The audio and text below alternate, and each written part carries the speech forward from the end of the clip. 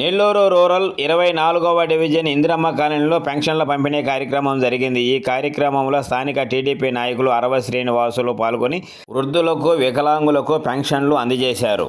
ఈ సందర్భంగా ఆయన మీడియాతో మాట్లాడుతూ ప్రతిపక్షం ప్రచారం చేస్తున్న అబద్ధపు ప్రచారాలని నమ్మొద్దని, అర్హులైన వారందరికీ పెన్షన్లు ప్రభుత్వం అందజేస్తుందని చెప్పారు. రాష్ట్రం ఆర్థికంగా ఎన్ని ఇబ్బందులు ఉన్నా ముఖ్యమంత్రి నారా చంద్రబాబు నాయుడు సంక్షేమ పథకాలను ఆపడం లేదని చెప్పారు. ఈ కార్యక్రమంలో రవీంద్ర, అధికారులు తదితరులు పాల్గొన్నారు. ఇంతకుముందు వైసీపీ గవర్నమెంట్లో పెన్షన్ అంటే 5 రోజులకి ఇచ్చేవాళ్ళు. ఇప్పుడు ఒకే రోజులో పెన్షన్ 100% ఇవ్వడం జరుగుతూ ఉంది.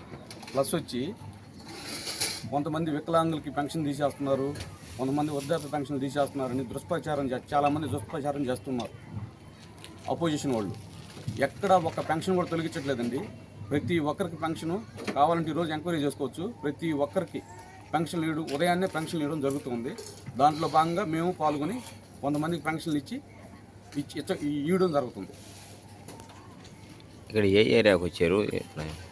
ఇంద్రమ్మ కాలనీ కోతులోళ్ళు సంబంధించి సర్కస్ వాళ్ళకి సంబంధించి పెన్షన్లు ఇవ్వడం జరుగుతుంది. ఈరోజు మామూలుగా ప్రతి నెల 1వ తారీఖు ప్రభుత్వం వారు సంక్షేమ పథకాలలో భాగంగా పెన్షన్లు ఇవ్వడం జరుగుతుంది.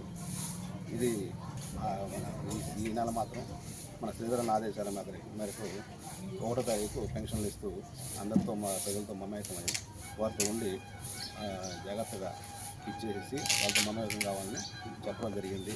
ఇందులో భాగంగా ప్రతిపక్షాలు కొంతమందికి ఈ వృద్ధాప్య పెన్షన్లు, వికలాంగుల పెన్షన్లు తీసేయడం జరుగుతుంది అనే దుష్ప్రచారం నేపథ్యంలో ఎవరికి తీసేయడం లేదు, ప్రతి ఒక్కరికి అందిస్తున్నారు అనేక దీన్ని నిరూపించేదానికి ఈరోజు ఈ నెల ప్రభుత్వం వారు చంద్రబాబు నాయుడు గారు అందరికీ ఇవ్వడం జరుగుతూ ఉంది.